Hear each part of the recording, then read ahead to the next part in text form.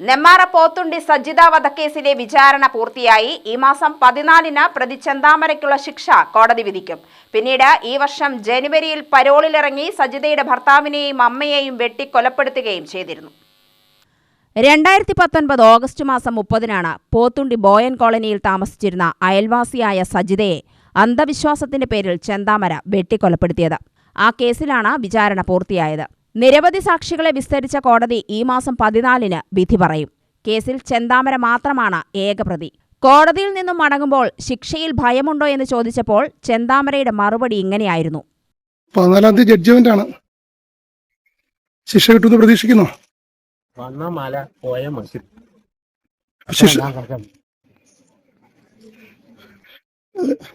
തൂക്കയറ് കിട്ടുമെന്നൊക്കെയാണ് ആൾക്കാർ പറയുന്നത്. എങ്ങനെ തൂക്കയറ് കിട്ടുമെന്നൊക്കെയാണ് പറയുന്നത്. അതിൽ പേടിക്കുന്ന ആളല്ല ഞാൻ. ആള് മാറി. ശിക്ഷയിൽ ഭയമില്ല. ഒരു ഭയമില്ല.